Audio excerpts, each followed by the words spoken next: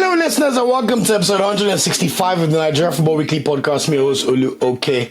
And today I've got a quick bumper episode for your listening pleasure where we'll be touching on changes to the Super Eagles squad, on the 20 World Cup updates involving the Flying Eagles, and standout performances that have taken place over the past weekend involving our Super Eagles or general Nigeria players. Of course, this week is International Week, so please stay tuned for all the content. Thanks for all the support.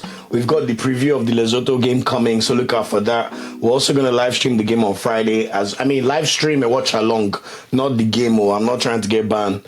But the usuals, and we'll do a review of the podcast as well as a hot takes episode based on how the game against Lesotho goes. And of course, we'll be keeping a close eye on proceedings in our group as South Africa will be taking on Zimbabwe and Rwanda will be taking on Benin. But for today, I just want to close off the episode by talking through how our players performed in Europe today, so you can listen to it tomorrow, Tuesday, before we focus on all things Super Eagles. So first things first, what are the changes to Super Eagles squad list? It was released on Friday and I did a video talking about the team and what I thought about it. Thanks for all the support there. I want to shout out to all the subscribers and all the listeners. We're very, very close to 5,000 subscribers now. So keep running it up. And make sure you watch the video. You can find it in our channel, which I dropped a few days ago, if you want to see what the full squad list looks like. But on Saturday evening, some changes were made to the team due to injury. Zedu Sanusi, after all my clamoring from him, has been called up into the squad. He makes a return to the national team for the first time since his ACL injury, which he suffered after AFCON last year. So good to see Zedu Sanusi back in the squad. The baffling thing, though, is he's replacing Bright Osayi-Samuel in the team, which means right now we have no right back in the squad officially. Because Uche will also be joining the team as he'll be replacing Cyril Dessers. So at least they reduced the 5 striker counts to 4 strikers and at least called up someone sensibly that can play in the middle of the park as well. So no qualms in there. However, the team now has 5 midfielders and 8 attackers, including 4 strikers. There will also be another change soon because Felix Agu got injured yesterday over the weekend for Werder Bremen playing against St. Pauli. This means that we have yet another fullback that's not available. Right now, there are only 2 fullbacks in the squad, which are Bruno Yemachi and Zedu Sanusi. Maybe we'll see Benjamin Frederick play as right back, but we're clearly lacking options there. Who could be called up to replace Felix Agu? Me personally, I'll go and call up the Emmanuel Uchenna boy or Samuel Esife. We need specialist right backs. The only problem is these 2 players I've mentioned don't have any caps for Nigeria. So we'll see if they want to take the risk like they did with Benjamin Frederick. Torunarigha, who has actually played for Nigeria, is still waiting in the wings. So if I was the manager, I'll call up Torunarigha. We need a specialist right back in the squad. Let's see what happens, but it's not a good problem to have. You know, Nigeria, we keep taking things for granted. Imagine playing Benin Republic with no actual right back or recognized right back. Benjamin Frederick is literally still learning his trade as a centre back, both for club and country at the moment. The last thing we need for him to have to do is now have to come and play right back for Nigeria, which is not a specialist position for himself at all. Aina and Osayi-Samuel are injured. You can't tell me that based on the pool of talents, there's no right back that can be caught up into the squad. But anyway, one to monitor. Hopefully, NFF would have released an update on who's going to get into the squad before tomorrow, and we're going to do the preview episode, and we can at least get some clarity on who we can expect to play in the right back position. Because, look, the Super Eagles, they've shown us in this World Cup qualifiers, we cannot take anything for granted. We have not won 2 straight games in a row in World Cup qualifying.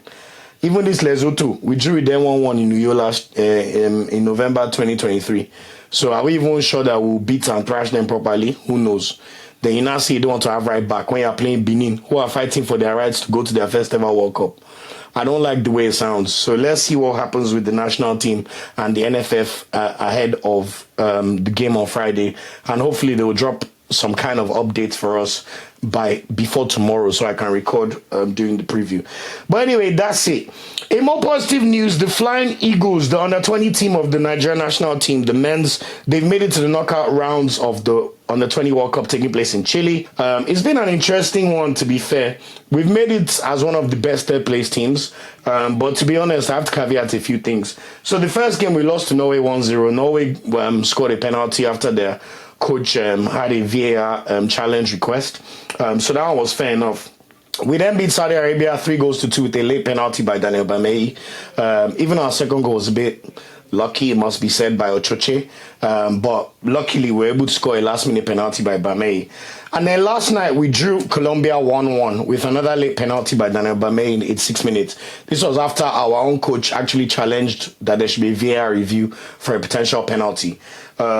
To be honest, you could say it's not been the best performances, but I watched the Flying Eagles hit the post 3 times yesterday.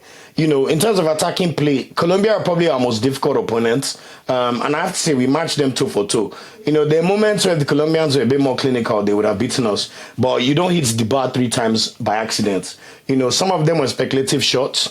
I remember one by Suleiman Sani, and he just hit the bar. You know, so we got close quite a few times. And I think 1-1 was the right just result. If we even tried to push on, score another one, and if we had scored another one, we would have topped the group. And if we had topped the group, that would have meant that we would have played South Africa, interestingly enough. This same South Africa. If we finished second, we would have played Paraguay. But because we finished third in the group, we have a handsome reward of having to play Argentina. Now, for any of you who watched the 20 World Cup 2 years ago, Nigeria actually knocked out Argentina on home soil. Argentina were the hosts of the last 20 World Cup. And we beat them in the round of 16, actually, even though we're massive underdogs. So it's kind of like renewing the rivalry. You know, Argentina are the one team outside of Africa that we seem to play them quite often at all levels on that 23. Even the greatest game in Nigerian football history, when we won the 96 Olympics, is Argentina beat in the final. Every World Cup we have gone to, literally every single one, except 1998, where I've played Argentina in the World Cup. You know, so even now with under 20, it look like Nigeria and Argentina have to come and do rivalry again. But we'll see how it goes. It must be said that this Argentina team are nothing to play with. They've won all 3 of their games in the group stage. They beat Italy 1-0, they thrashed Australia 4-1, and they beat Cuba 3-1. But Nigeria, we seem to rise when we play the bigger or better teams. Obviously, Argentina are heavy favorites for this game, considering how the group stages have gone. But if they make a mistake to underrate us, there could be some trouble there. When I look at the performances of Nigerian players, it's hard to really say who stood out. Like, Bame even looks like he has a mistake in him. The fullbacks are okay, but you can tell that they're inexperienced. Odinaka Okoro and Ochoche. In the midfield, you could see some decent things. I think Daniel Daga, you could say, looks the most advanced out of all because he's playing against Formoda, and you can see it. But it must be said that tactical discipline is not Nigeria's strong point. We don't really look like we have a coherent style of play, you know. And I have to say that when you watch our forward line, nobody looks like, oh my God. You know, when you watch on our 20 World Cups, you can look at someone and be like, wow, I can't wait for this guy to be in the national team. But there's no, correct me if I'm wrong, I'd love to know what your thoughts are in the comments if you're watching the 20 World Cup. But there's no player I've watched that I've thought, wow, we need to fast track this boy into the Super Eagles. You know, even the winger, Suleiman Sani, he's all right.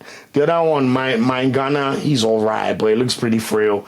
The striker, Akpoguma, that I even heard good things about. I'll be honest with you, his decision making is not the best at all. You know, he has had chances to score. But, you know, even with these limited opportunities, but I haven't seen anything that made me go, wow. You know, we've watched the Osimhen and Co's on that 17 before. Even on that 20, then Mikel Taiwo's sets, what's his name? I can see his face in my head. I used to play for Offenheim. Oh, my God. How can I forget his name? Chidera, what was his name? Bassey, I'm forgetting his name. Fantastic footballer. Anyway, you get the point. A lot of our players from that 2005 generation ended up playing for the Super Eagles. But this one's, the jury's still out, to be honest with you. But let's keep watching. You know, who knows? There might be a hero on Wednesday. And for everybody's knowledge, the game will be played on Wednesday, 8:30 p.m. Nigeria time. If you're outside Nigeria, I'll be on FIFA Plus. If you're in Nigeria, I expect to be on FIFA Plus too. But it should also be on SuperSport. So watch out for that. And congratulations to the team for making it to the next round and not embarrassing themselves. But let's see how they get on against Argentina, which will undoubtedly be the hardest game that the team have to play in the tournament so far. But if they can get past that, you either play Chile or Mexico in the quarterfinal. So let's see, fingers crossed, and keep supporting the team. Now, to quickly go through the podcast and how our players performed over the past week, starting with standout performers. Now, we cannot start this podcast without talking about Victor Osimhen. He's been the rave in Europe over the past week. Of course, he scored the goal for Galatasaray against Liverpool in the Champions League on Tuesday. He scored a goal from the penalty spot, but it must be said that he ran Liverpool absolutely ragged. You know, like, he was just a fantastic player in this game. And I'm so glad that he played well to show all the snobs what they were missing out on. Even getting a post from Guy Lineker apologizing for insinuating that Osimhen goes missing. And he didn't mean missing in matches. He had some kind of stupid rumor that Osimhen goes missing from training or something like that. He went to go and spew it on his podcast a few weeks ago or months ago. He's now apologizing to Osimhen for heresy. Even Lineker, that he thinks one of the good ones. You have to be careful about bias, man, and prejudice. Because the way they tried to pin that thing on Osimhen was so nonsense, man. You know, it is well, though. But anyway, they rolled back their comments. Osimhen played very well, and it was really, really good to see. So shout out to Victor Osimhen for his performance against Liverpool. Over the weekend, I know he had a bit of a tiff with Besiktas, but to be fair, the game ended 1-1, and Galatasaray had to play with 10 men for pretty much 60 minutes of this game after Davinson Sanchez got sent off for a professional foul on Rafa Silva, and he was breaking down. It was already 1-0 to Besiktas. Tammy Abraham had scored, and Davinson Sanchez knew what he was doing. So you have to say with 10 men, they were not expected to do too much, but the fact that they're still unbeaten and managed to not lose at home is a good sign for Galatasaray. Of course, they're still the best team in the league, and they have a healthy distance over the rest of the teams in the Super League. Also, I have to shout out Onuachu. He scored a goal and got an assist for Trabzonspor in their 4-0 win over Kayserispor on Friday. That's his 6th goal in the league, and he's currently the top goal scorer in Turkey. It's going really well for him since his return to Turkey, and long may it continue. I saw someone clamor for Onuachu in the national team, but Onuachu is not already 30 years old. And I always like to remind people that do not be deceived. Onuachu has one of the worst records in Nigerian national team ever. He's already 31 years old, and he scored 3 goals in 24 caps. Like, Onuachu is one of those players. Let's be happy for him and let him continue doing well for Trabzonspor. But when you're looking at the future, even now and the future, I don't think Onuachu has any business coming to the national team, to be honest. Let's just be doing what he's doing, like Nwakeme. When Nwakeme was winning the league for Trabzonspor, we wish you well, but I think your days in Super Eagles are long over. So fair play. But shout out to him for a great performance yet again over the weekend. Also, I have to shout out Akor Adams, hot off the press of scoring his first La Liga goal last week in the winner for Sevilla against Rayo Vallecano. He scored his second La Liga goal yesterday for Sevilla as they beat Barcelona 4-1. What even made this even sweeter is his goal was assisted by Chidera Ejuke, the Nigerian winger. Ejuke even came on in the 90th minute when it was already 3-1, and he still had enough time to assist to make it 4-1 for Akor Adams. And I love the Akor Adams celebration. You can tell what it means to beat Barcelona. Barcelona is still one of the giants of football, you know. So when a player scores against them, Akor Adams moved the shirt, everything. I was so excited, and I have to say congratulations to Sevilla for that performance.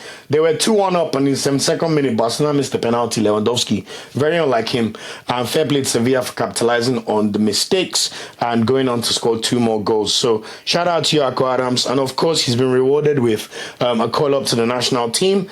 So good for him, and let's see if he can get minutes for the Super Eagles and make a telling contribution.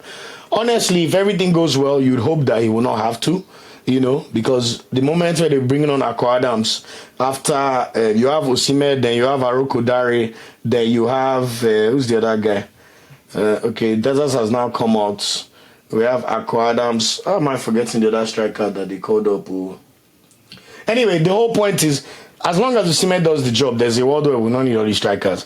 Unless we battle Lesotho like 4-0 early, they now start giving people caps in the final minutes. Maybe that'll be a nice opportunity for that. But we have not seen Nigeria score more than 2 goals in one match in this qualification round. And in fact, we've only scored 2 goals one time, which was when we beat Rwanda 2-0. Osimhen scored 2 goals. All the other match, Nigeria have either scored 0 or scored 1. So hoping for a 3 or 4-0 victory. Look, it's possible, though. But based on the evidence we've seen so far, let's not get too excited. But shout out to him anyway. Also, positive news. Shout out to Kelechi Iheanacho. His Celtic move continues to go from strength to strength. He was very, very unlucky to have a goal disallowed on Thursday in the Europa League. For some reason, they said it was a handball, but we saw the replay numerous times, and there was nothing handball about it. And it was a great finish as well, you know. So really sad to see that for him. But he scored again over the weekend against Motherwell for Celtic, and they won the game 3-2, which he scored from penalty spot. But it must be said that Celtic Park looked like they found a new hero, and Iheanacho is selling him very, very well. There's a world where I wouldn't have even minded the Iheanacho being called up ahead of the deserts of the world because of the experience he has, and him now showing that, okay, he remembers that he's a professional footballer with a purpose and a career that he still needs to take care of. So shout out to Kelechi Iheanacho, and let's see if your good performances can even, you know, potentially force you back into contention for the squad come November and come AFCON. So let's see how that goes. Also, another striker who did well over the past week is Rafi Odurosimi. I've told you guys, watch out for him. He's coming, man. He scored his second Europa League goal in this second game as Victoria Pilsen beat Malmo 3-0. He played again over the weekend and scored again, but he also missed a penalty in this game, and it was the second penalty miss of the season. But the good news is he already has 8 goals this season, which is a fantastic return considering today is the 6th of October. So keep looking out for Rafi Odursimi. I'll continue to cover his exploits in the team. Also, Samuel Chukwueze got his first goal contribution for Fulham in the Premier League with a fantastic assist. It was the opening goal on Friday night. He assisted Ryan Sessegnon with an excellent through ball. You know, even the stuff we saw from Chukwueze in that game, that's what we want to see more of in the national team. You know, but unfortunately, after Fulham scored that first goal, they completely lost the plot, and Bournemouth scored 3 goals in the final 20 minutes of the game to win the game 3-1. But on a positive note, it's good to see Chukwueze getting back into the groove of things and remembering that, look, I'm actually a talented footballer. Who knows what I'm doing? So watch this space, and long may it continue. Also, I want to shout out Philippe Otele, the player that I said I would have liked to have seen called up instead of Olakunle Olusegun. He scored a brace for FC Basel over the weekend against Servette in the Swiss League. You know, really, really talented players. I told you, he's starting games in the Europa League, starting and scoring goals for FC Basel. That's now his 6th goal of the season, to go with 3 assists already. You know, so this is a player to watch, and he's young enough that he can break into the national team and have a pretty good career. But shout out to you, Philippe Otele, for the good performances over the weekend. And finally, I also wanted to praise Moses Simon. Moses Simon got an assist for Paris FC, who, I have to eat humble pie. I thought that they would struggle, but at the moment they're 8th in Ligue 1. You know, they won their game over the weekend. They beat Lorient 2-0 on Friday. And it was a really, really good assist from Moses Simon. In fact, I urge you guys to go and watch the assist. Why don't we see Simon play this kind of assist in Nigeria? If you see the pinpoint cross he played in for Jonathan Crasso to just touch the ball into the net. Meanwhile, we see Simon come and play for Nigeria. One good cross we will not see. Just overhit. So I just pray, Moses Simon, whatever things you channel when you play for Paris FC, we call it forth and put inside your leg for Nigeria, please, because we need you to be on your best performance. You know, especially this one that where Higi Haga about who can play right winger. You know, so really, really good performance from Simon, and we need to see more of that from him in the national team. But those were the standout in terms of performances all over Europe. Now, just to round up the podcast, the other player reviews. I already spoke about Chukwueze getting his first goal contribution for Fulham. Of course, Iwobi and Bassey also started this game, but all of them will be reported for national team duty. So hopefully they can put that loss behind them and just focus on national team duties. We know Bassey scored the last time he played a game, so I really look forward to all 3 of them playing for the national team. Onyeka played 17 minutes as Brentford lost 1-0 to Man City yesterday. Erling Haaland with a very Erling Haaland goal. You know, I mean, what else can we say about that? But good to see Onyeka continue to get minutes in the Premier League, and Brentford are currently 16th. Crystal Palace, Kristan's Uche, unfortunately, was still a new sub in the Conference League as Crystal Palace beat Dynamo Kiev 2-0 on Thursday. And then on Sunday, yesterday, we saw him come in the 89th minute to just play paltry minutes as Everton beat Crystal Palace 2-1. So he's still booting up in the Prem, and let's see what happens. Look, Glasner has a plan. Maybe Glasner is trying to blood him in and, you know, make him really correct certain things or just improve his performances in training before he'll get an opportunity. But one thing I'll say is once he should click for him, he should click. And I still think Crystal Palace is a very good team for him to do that at. So at the moment, of course, you're not going to play ahead of a Ismail Assar or Yeremy Pino or Mateta and Nketiah, for example. But when you look at the positions Kamada plays, for example, there's still opportunities for Sancho to get minutes. So let's watch this space and see how he gets on going forward. Arokodare also played paltry minutes. He came on in the 90th minute in Wolves' 1-1 draw against Brighton, just to see the game out. Good performance from Wolves. You know, pretty unlucky to draw the game. They considered lack of concentration on the last 10-15 minutes, and they would have won this game. So that's just a bit unfortunate for them. And of course, Ola Aina remains injured. Other games not involving Nigerian players. On Saturday, we saw Tottenham beat Leeds United 2-1. Mohamed Kudus with a very excellent goal in that game. So shout out to anyone who had him in their fancy team. Manchester United beat Sunderland 2-0. Mason Mount back on the goals. And Benjamin Sesko scored yet again. So good news. Arsenal were now top of the league. Love to see it. 2-0 win over West Ham. Pretty routine win there. Declan Rice scoring the goal and Bukayo Saka with a fantastic penalty. I don't know how people thought someone like Bukayo Saka would give penalty to Gyökeres. Someone that's playing 200 Premier League games for Arsenal. Franchise player. He was there when we were suffering. And people forget that Saka is wicked. And all these, you think because he's God's son, smiling his face, that this guy is not ruthless. Why they actually give up penalties when he scores them well? You know, and it was his 100th goal contribution for Arsenal in the Premier League in 200 games. And he just turned 24. So, Bukayo, man, God bless you, man. I wish you play for Nigeria, but, you know, it is what it is. And then we saw Chelsea beat Liverpool 2-1, courtesy of a last-minute goal by Esteval. Good performance from Chelsea. And I have to say a big thank you to Chelsea. I know a lot of Nigerians support Chelsea. So Arsenal fans, we thank you personally for your help in allowing us to go top of the league. So keep it up. As I said yesterday, Everton beat Crystal Palace 2-1. Newcastle beat Nottingham Forest 2-0. Aston Villa beat Burnley 2-1. So those are the other games not involving Super Eagles players. Table. Top of the league, Arsenal, baby. 16 points, 5 wins, 1 draw, 1 loss, 14 goals scored, only 3 goals conceded, plus 11 goal difference. And, you know, it's nice that we can, at least for the next 2 weeks, we'll hold on to this position. Because when we come back, we're playing Fulham away. And Iwobi and Bassey. Every time we go to Craven Cottage, it's always a difficult game for Arsenal. I remember I was drawing 1-1 there last season. Saka scored a last-minute goal, but they said it was slightly offside. So we're coming back for blood. But for now, we'll enjoy our win at the top of the table. Liverpool are second, 1 point behind, 15 points. They've lost the last 2 games. So really, really lovely to see. And then we've got Tottenham and Bournemouth, both on 14 points with 4 wins from 7 games and 2 draws each. Man City are 5th with 13 points. Crystal Palace 6th with 12 points. And then we have Chelsea, Everton and Sunderland all on 11 points, 7th, 8th and 9th. And Man United, I'm pleased to say you're now on the top half of the table in 10th with 10 points from your first 7 games. And there is a world where if you could go to Anfield and somehow miraculously beat Liverpool, you will just be 2 points behind Liverpool. So watch this space and let's see how it goes. The bottom half of the table, it not really concern us, to be honest. So let's keep it moving. In Serie A, the good news is we saw Lookman back in the start lineup for Atalanta. He started in their Champions League win over Club Brugge on Tuesday, 2-1. And then he also played 73 minutes in their 1-1 draw against Como on Saturday. He was also very unlucky not to score against Como. He had a chance where he literally made it by himself, rolled the defender, and tried to place the ball with his left foot, but it just went past the post. But good to see him getting minutes and starting games. Still their franchise player, whether they liked or not, you know. And I'm sure the goals will come sooner rather than later. Ebenezer Akinsanmiro continues to start games for Pizza. Unfortunately, on Sunday, it was in a 4-0 loss to Bologna.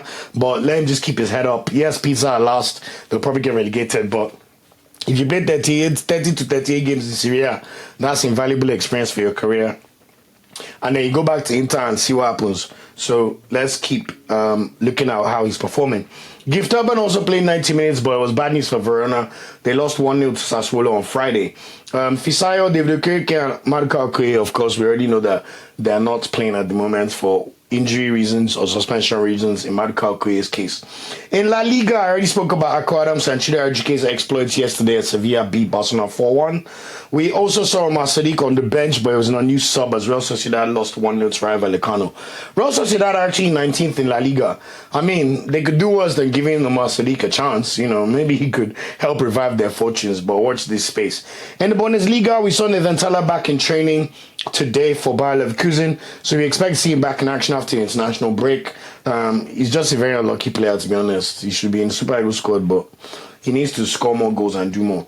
Felix Agu, on the other hand, came off at halftime with an injury for Werder Bremen as they beat St. Pauli 1-0 on Saturday, while Victor Boniface continues to be a backup/bench option for Werder Bremen in Bundesliga. Someone that was an invincible, how many months ago?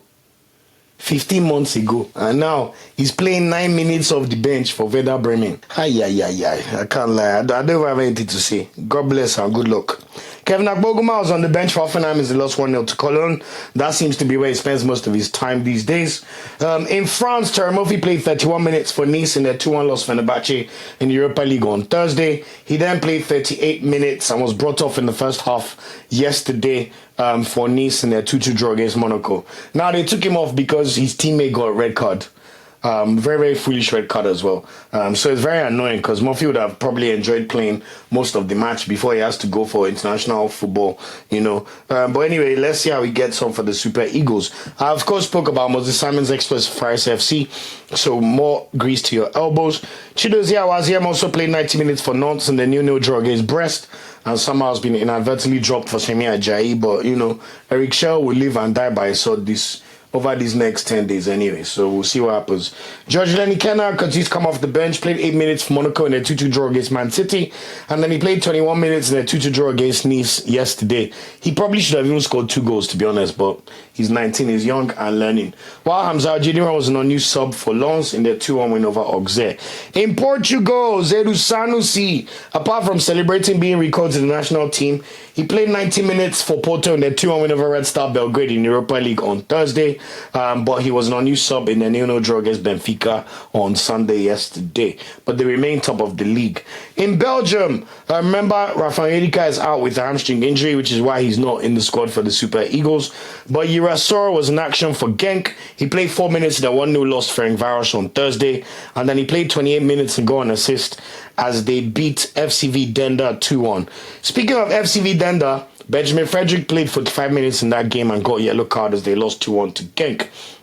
Also, in Turkey, I already spoke about Victor Osimhen's exploits against Liverpool. And then he played it 6 minutes ago, yellow card, as they battled to a 1-1 draw against Besiktas, who of course have Wilfred Ndidi playing for them, and he played 87 minutes in that game. I've already spoken about Onuachu's exploits for Trabzonspor on Friday, and the fact he's the top goal scorer. But I want to also mention that Anthony Dennis played 69 minutes and started yet again for Göztepe, as they beat Istanbul Basaksehir 1-0 on Sunday, and they're now third in the Turkish Super League. Anthony Dennis, I don't know what you have to do, but we move. Czech League, Igor Ugbo still injured, but David Moses was on the bench for Slavia Prague in their 3-0 loss to Inter in the Champions League on Tuesday. And then David Moses played 22 minutes and got a yellow card as Slavia Prague drew 1-1 against Sparta Prague on Sunday. Speaking of Sparta Prague, Emmanuel Uchena played 90 minutes in that game over the weekend, but he also played 31 minutes for Sparta Prague as they thrashed Shamrock Rovers 4-1 on Thursday in the Conference League. I already mentioned what Rafael Durosimi did in terms of exploits over the week, both in the Europa League and also for his club. They did draw the game 3-3, which means they're 6th in the league at the moment. In Greece, I remember I told you, I said I went to watch Arsenal play Olympiacos in the Champions League last week, Wednesday, and Onyeka was an unused sub in that game. He was also an unused sub this weekend for Olympiacos as they lost 2-1 to PAOK on Sunday. So, one to monitor in terms of what's going on with Onyeka and being in the good books of the manager, As for Serie, he's missed the last 2 games for Panathinaikos because of injury. And it's crazy that Nigeria somehow still called him up initially to now say he's been replaced. But NFF, when you know the press conference to explain these things, we just have to make assumptions. So annoying. And of course, I spoke about what Filippo Tella did for Basel in their weekend win over Servette. He also played 71 minutes as Basel beat Stuttgart 2-0 on Thursday in the Europa League. Now, Star Boy of the Week.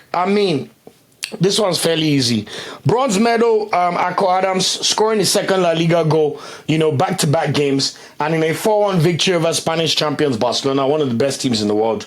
My bro. It's also Sevilla's first win over Barcelona in, I think, 13 years or something crazy, So a really, really big shout out to Akor Adams, and he's finally settling in at Sevilla after moving in January and being blighted by injuries. So keep up the great work, Akor Adams. Silver medal this week, I have to give it to Onuachu for scoring a goal and assist, which was led to his 6th league goal of the season, as Trabzonspor ended up thrashing their opponents Kayserispor and are now second on the table. Phenomenal achievement, and he's gone where he's loved, and he's literally delivering for them and making sure the love is even more. So shout out to you for what you're doing at Trabzonspor. But the gold medal this week, look, the highest level in European football is still the Champions League, and the way Osimhen battered and ran riot against Liverpool, even creating chances for himself. Yes, 1 or 2 he could have also scored, but he was literally a one-man pressing machine and reminded the whole of Europe about his credentials and how good he is. Mind you, he wasn't even at full fitness because we're not sure he was going to play that game after his injury against Rwanda from that fullback that was going to rake his leg on Osimhen. So the fact that he's not even being fully fit and he could still do that to Van Dijk and Konate, the amount of times I saw Osimhen just pin Konate and make him look so average, it was so impressive. But look, those of us that cover Super Eagles or watch Osimhen all the time, it's people that decide to abuse him from time to time. I don't understand. This is a generational talent for Nigeria. Before we have a striker this good again, it might take. This is the first striker we have had that is close to breaking Odegbami's record. He's not even close to 50 caps for Nigeria. He's already second top goal scorer in our history. Scored more than everybody. Please, let's know a gem when we have one and let's praise him accordingly. Yes, he played in Turkey, no problem. He has the right to decide where he plays, but let's not diminish his talent and how good he is. This are World Cup qualifiers. If Osimhen played all 8 games, do you think we'll be here? Osimhen has played 2 matches. The 2 games he played 90 minutes. He scored 3 goals in the 2 games. Then they had to take him off against Rwanda after 30 minutes. So he has played almost 2.5 games out of 8. The remaining games he did not smell one, and we know how they've all gone. South Africa did not play Osimhen one time. So, let me tell you, we have to respect the greatness of this man. And you, Osimhen, for what you did this week, especially at the biggest and brightest stage in European football, in the Champions League, which would, send waves and reverberate all over the world. You, my friend, are the star boy of the week, and you did your thing. So congratulations to Victor Osimhen. You are the star boy of the week. So that's it for this episode of the podcast. As I said, I want to say a big thank you for rocking with me. We're at Nigeria Football Weekly on all social media channels except Twitter at NFWPOD. I want to thank you guys for all the support. We're close to 4,800 subscribers now, which means we are very, very close to 5,000 subscribers. But I want to say, please look out for all the content that's coming your way this week. We have a preview episode, which I'll be recording tomorrow on Tuesday, and it will be out latest by Wednesday, October 8th. So you have enough days to digest it. I'll be touching on what my predicted lineup is, what do we expect to be the tail of the tape and predictions and all that kind of stuff. So please look out for that content. As I said also on Friday, 5 p.m., all games in our group are being played at the same time, 5 p.m. on Friday. We'll be doing a live stream of our game and, of course, touching on the other games as they're going forward. So please join us for that. And, of course, we'll be doing a review episode shortly after the game and also doing a hot takes episode based on all your comments on how the game goes. We'll have a better idea of what kind of calculator person we have to do. But look out for the preview episode and hopefully God no go ever shame us and Super Eagles no go shame us. Until next time, I'll be your host, Okereke, and look out for the next episode. Until next time, take care and ciao. Thanks for watching this video. Please like, share, subscribe, and click the bell to get a notification whenever we drop a video. You can also find our social media channels listed below. And of course, up Super Eagles and Nigeria no dey ever carry last.